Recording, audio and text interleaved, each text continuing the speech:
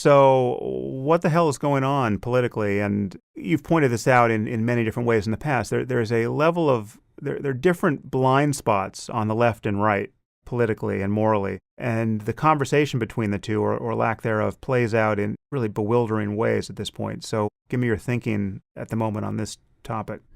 Sure. So I've been extremely alarmed by the way campus culture at a lot of our top schools has changed radically just in the last 2 years. There are these new ideas about safety, and I hear undergraduates often saying things like they just take it for granted that a classroom is supposed to be a safe space. Now, if they mean that the teacher shouldn't insult people or people shouldn't, hit each other, of course. But what they mean is that people should not be exposed to ideas that might make them feel marginalized or demeaned. For example, if somebody were to question affirmative action, that could be threatening to students who might have benefited from affirmative action. Therefore, you can't question it. And it's very strange that people are getting in trouble. And I was dragged before the Equal Opportunity Commission for showing a video that in class that one student objected to one word that a student said in it. All this Really? weird, What was the word?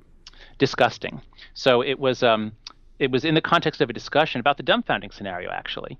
And it was a conversation between two UVA undergraduates, and one of them he's cross-examining the other one. The experimenter cross-examines the other one, and the guy ultimately says, "Well, I don't know. I can't explain why it's wrong. Well, I guess I just, I have a sister myself, and I would just find it disgusting to watch, to think about having sex with her." So the experimenter follows the script, which is, because people often say something like that. And so the experimenter says, well, okay, you'd find it disgusting, but does that make it wrong? I mean, personally, like if I were to see two men having sex, like I personally would find that disgusting. I wouldn't want to watch it. But, that doesn't make it wrong. I mean, if people are inclined that way, they have every right to do it. There's nothing wrong with it. Right. Okay, so, I've shown this video 50 times. But by the time class was over, a student had emailed the dean to complain about my homophobia. I thought she must have just missed the part. She must have misunderstood the video. I mean, I said, well, come talk to me tomorrow. Let's look at the. You'll see. He's not condemning homosexuality. He's actually pro-gay rights. But she engineered it. Basically, she brought the class to a standstill. She demanded that I apologize, and finally, she bullied me into apologizing. And finally, I did, just because I had to keep the class going. And this was because it was an intensive class every day for a week. So I apologized, but she didn't like the apology, so she brought me in front of the Equal Opportunity Commission. And there was no way that they were going to convict me. And this is at UVA? No, it was at NYU. But the point is, it took like about a month out of my life.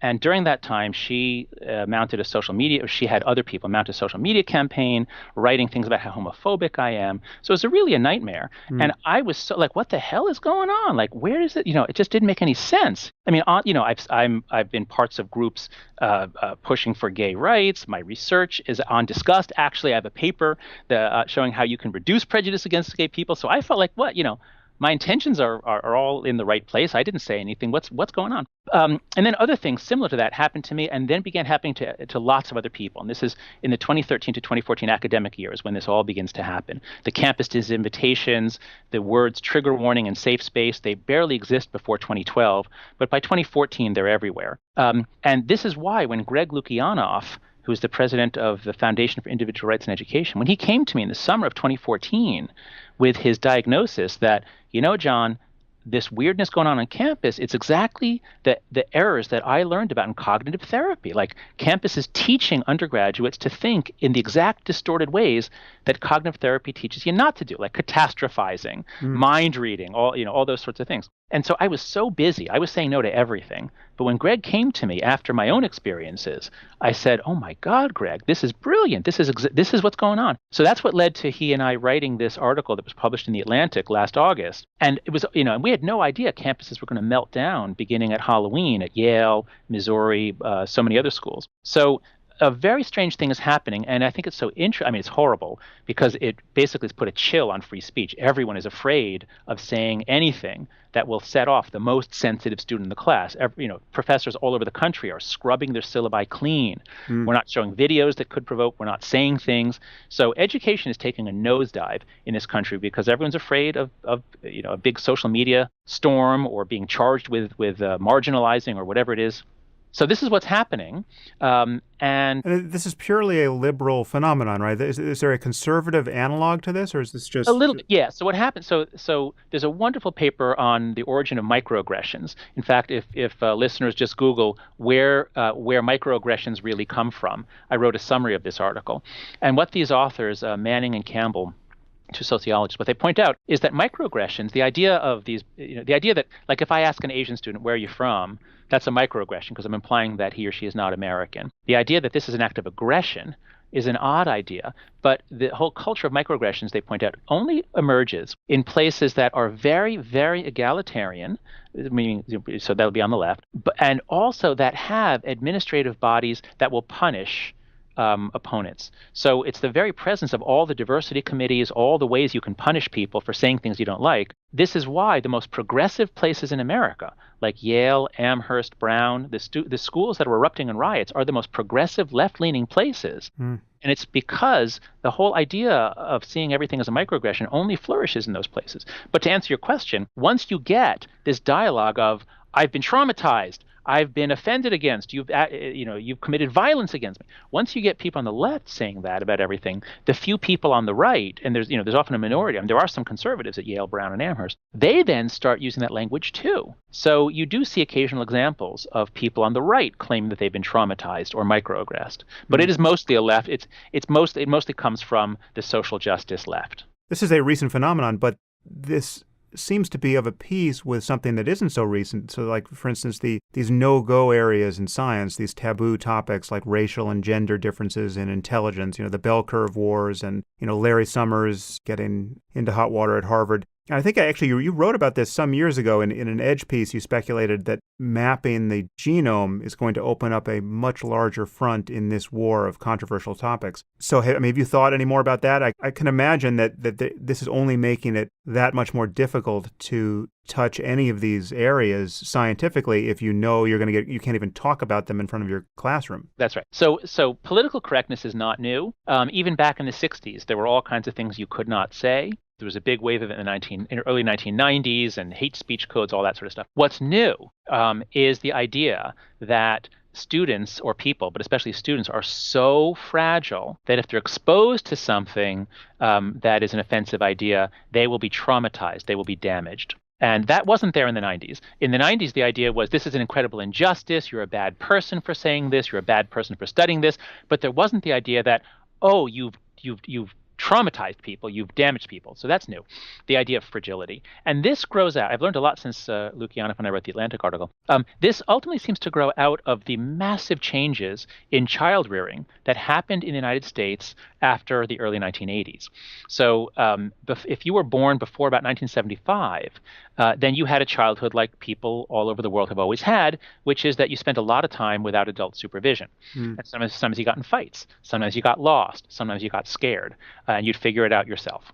But we had a real crime wave beginning in the 70s, and there were several high-profile abductions, especially Eitan Pate's 3 blocks south of where I'm sitting right now in Greenwich. Yeah. And right around the time of Eitan Pate's, just after that, we get cable TV. And once we get cable TV, we have constant 24-hour coverage of every child abduction. So even though pretty much nobody abducts children other than the non-custodial parent, Americans came to fear that if they ever had kids unsupervised, those kids would be abducted. It is literally illegal to let your 8-year-old walk to a park 2 blocks away. You can be arrested for doing that. So parents don't do that. Kids are never without adult supervision until they're mid-teens in many cases. And so what happens is students get to college and they have not had a chance to really deal with setbacks and even insults on their own. There's always been some authority that they should appeal to. So they get to college and somebody says something. Maybe somebody criticizes affirmative action, and that hurts. They don't like it. So what do?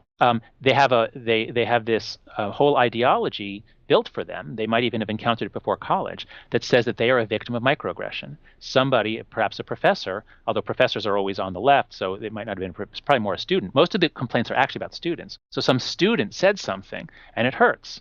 And so you don't say something back, you go straight to the dean or the diversity administrator. You file charges. So this is what's new. This didn't happen 10 or 15 years ago. This is just the last couple of years. They call it accountability. They say we need to hold professors accountable for what they say. But when everybody in the class is holding the professor accountable for not making them feel bad, I mean, it's like being back in, communist Romania or East Mm. Germany. You're speaking to the Politburo, and if you say anything out of line, you're in big trouble. What explains the fact that the adults are caving into this? You've just explained why the kids are coming in like this, but why does the administration yield to this pressure? Because they have painted themselves into a corner. So two things that have happened. One, there's been rising political polarization in the country. Left and right really, really dislike each other more now than they did 20 years ago. So everybody's more politicized, and the administrators and the professors are almost all on the left now. They used to only be about 70 or 80% on the left, or whatever. It used to be 2-to-1 left to right. Now it's about between 5 and 10-to-1 left to right. So you have everybody's increasingly polarized. Everybody's on board with fighting conservatives. Conservatives are bad. There's a kind of a new religion. In fact, linking back to everything we talked about before, our religious minds have created a new religion of social justice. On campus, the religion is social justice. The most sacred thing in the world is the victim, especially the African American victim. We have blasphemy laws. If someone questions affirmative action, that's blasphemy. It is literally defined as a microaggression to question affirmative action. Eric Posner, son of Richard Posner, associated questioning affirmative action with Holocaust denial. So there are blasphemy laws now. So it's become a religion. And so once this religion of social justice has taken root in the humanities and increasingly the social sciences, now the presidents of the universities, faced with demands from students, cannot say no. They cannot say, in fact, maybe you do need to toughen up. Maybe you just need to, sometimes students are going to say things to you. Maybe some of them are even racist, but, we can't have a committee prosecuting every time someone says something offensive. They can't say that. So what they have to do is they have to say, you're right. As the president of Yale said, we have failed you. So the students give him an ultimatum. They say, President Salovey, we demand that you do these things. You must respond by Wednesday. Now, if you're the president of the university, what should you do? Should you respond by Wednesday? But he has to, or rather, I shouldn't say he has to. He chose to. And so all over the country, presidents are caving, they're giving in, they're validating this victim narrative, and they're promising to do things like more microaggression training, more diversity training, which are going to make things worse. I've been reviewing the literature on this. Diversity training, especially if it's done in a vindictive way, backfires. So it's a disaster. What's going on campus is a disaster. I'm not on a campus, so I really just have to ask people like you. But my perception of this problem, just reading articles like your own and seeing people push back against it, as you are doing here and as you did in your article, I guess I've been too sanguine about this. My sense was that this problem must be, if not on the verge, at least it's in the process of being pushed back, right? You seem to be saying that it's going to get a lot worse. What people don't understand, if you're not on a college campus now, if you graduated before 2013, you have no idea what's going on because this only emerged in 2013, 2014 at a few places. And then it spread. Now, last fall is when it spread. So we're now living in a world of social media where ideas can spread so fast that would have taken years before. So if you graduated before 2013, you haven't seen this stuff. It kind of has the character of what we often call a moral panic. Exactly. That's exactly what it is. Yeah. It's a moral panic, but it only makes sense given the new religion of social justice. Social justice has become the religion of the humanities and parts of the social sciences, not the natural science. Natural sciences still work like real sciences. Right. I've been noticing the problems in liberalism of late, and I've called myself a liberal for as long as I've had any political identity at all, and I reliably align with liberal principles on, I check almost every box except once we start talking about things like the clash of civilizations and the problem with political Islam, and then all of a sudden I sound, or at least I'm attacked as something more like a conservative on those topics. But I don't even know why I still call myself a liberal, given how endemic this confusion is in liberalism. And there's something, you don't call yourself a liberal anymore. You're a centrist, right? That's right. But there's two things going on. So America screwed up the word liberal. We have no idea what it means. So liberal, if just read John Stuart Mill, classical ideas about creating space in which individuals can be free to pursue their life projects. You can't tell me what to do. I can't tell you what to do unless you're hurting me. And here we don't mean hurting my feelings in an indirect way. Unless you're interfering interfering with my life project or hurting me, you can't tell me what to do. So that's liberal. In that sense, you're liberal, I'm liberal. Almost everybody on campus is liberal. Most conservatives are liberal. Yeah, well, libertarians answer to that description. Yeah. So that's the word liberal. And in Europe, that's still what it means. We in America began equating liberal with left, and that's a mistake. So I was always on the left, and I think you're saying that you were and are still on the left. As a result of writing The Righteous Mind, I have moved to the center. I'm no longer on the left. I've never voted for Republican, and boy, it's not looking like I'm going to this year either. But I'm no longer on the left. But what's really going on, I think you put your finger on it, is illiberalism. So everybody, all the faculty they call themselves liberal. They're on the left, but there's a huge difference between the illiberal left and the liberal left. The illiberal left is saying, you can't use that word. You have to use this word. You can't wear that clothing. That's cultural appropriation. You must do this. We get to dictate how everybody lives on campus. That is what is happening. And this is emerging not from the faculty on the left. This is emerging from the students, the illiberal left. It's a small group. It's not most of the students. But the liberal left is afraid to stand up to them, because if you stand up to them, you're racist, you're sexist. So all over, on many campuses, I hear this from so many students and faculty. Somebody will say something outrageous. Many people in the room think, oh my God, that's crazy. But nobody has the guts to stand up because they're afraid of being called racist. But look, any virtue carried to extreme becomes a vice. So egalitarianism carried to extreme, as happened under Mao, says, the people, there's the good class and the bad class, is what Mao said. If you're poor, if you're a peasant, you're the good class. If you owned a business, if you're wealthy, you're the bad class. Basically, what we see on campus now with the ideology of privilege, they're the good people and the bad people. The bad people are those who are privileged, which is all white people, all men, et cetera, et cetera. So there is a rabid egalitarianism that I think has become bad. But the other thing, and this is what's new just recently, is the inclusiveness. So inclusiveness is a good thing. We do need to take affirmative steps to make sure we're not inadvertently marginalizing or alienating African Americans, Latin Americans. So inclusivity is a good thing, but carried to extreme, it becomes bad. And what's happened is in this new religion of social justice, the central virtues are inclusivity and equality. And if anyone in the 7 marginalized groups feels excluded, that trumps everything else. And this is where it becomes bad, and this is where it becomes impossible to have a university, because now we can't, I can't say something. I can't present a scientific theory. I can't present, if we're going to talk about why are women underrepresented in the STEM fields, and if a professor were to say, well, actually, prenatal testosterone actually influences what children enjoy doing, might that be relevant? You can't say that. I mean, I just said it, but a professor on the left can't say that. So you literally, if you were teaching that subject area, you would feel that you actually had to drop that fact from the lecture? Me personally, I would be very hesitant to say that at NYU, not that NYU is particularly bad, but because that's where they could file charges against me. But if I'm not at NYU, I'm free to say it, because students at other schools can't really do much to me. But yes, students, I've heard from many professors, they are simply avoiding controversy because it's just not worth the trouble. It can take months of your life. That's incredible. But again, the point is that once you make inclusion a sacred value, that means no trade-offs. That means there's 7 marginalized groups. So it's African Americans, women, and gay people, LGBTQ. That's the 3 big ones. Then there's Latinos, Native Americans, disabled or mentally ill. So that's 6. That's where we were for the last 10 or 20 years. But just in the last year, now it's Muslims. Muslims are the 7th.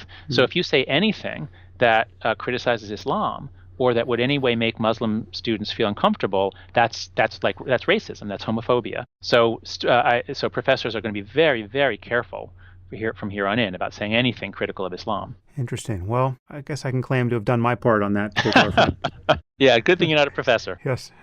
So what do you make of our current political landscape? What's now we are talking at the beginning of March, and Donald Trump seems to be virtually guaranteed to be the Republican candidate, and it seems probably it's also going to be Clinton against him. How do you view our future? Well, I'm extremely alarmed because I've been tracking the rising polarization for a long time, and it's been growing steadily since the 90s, the degree to which we dislike the other side. But we're at an inflection point this year. So even if at one point people thought, well, what if it's Trump versus Sanders? Even if it's going to be Trump versus Clinton, well, each side. So people on the left are are much more incredulous about the right that they could have nominated Trump. People on the right are absolutely incredulous that people on the left could have considered nominating a socialist to run the country. So I'm extremely alarmed, not just by the things that Trump says, by the belligerence, the risks that I think he'll expose our country to. And also, let me say, while I think Hillary Clinton is can do the job, and I probably will end up voting for her because I don't see any alternative. I don't like a lot of what she stands for, and she is actually going to be really bad on free speech issues. She is going to double down on the idea that there's a rape culture, which is there's not, this is a whole nother story, but there's a hookup culture, and because of concept creep, we define everything down. But Hillary Clinton is going to make it even harder to have free speech on campus because she's going to even toughen the laws on what counts as harassment and marginalization, all that stuff.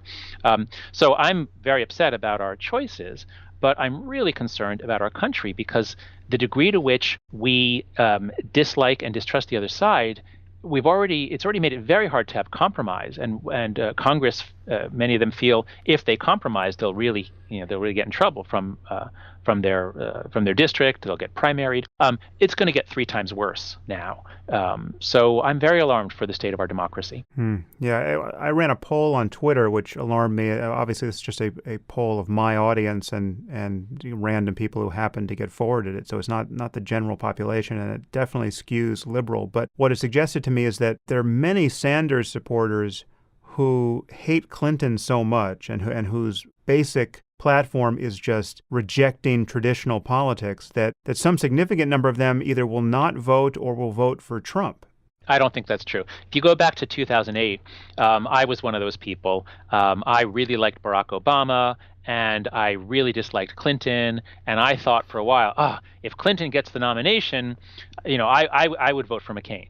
And that's the way a lot of people felt back then. But once the election comes around. So there's the Bedouin proverb, me against my brother, me and my brother against our cousin, me, my brother, and cousin against the stranger.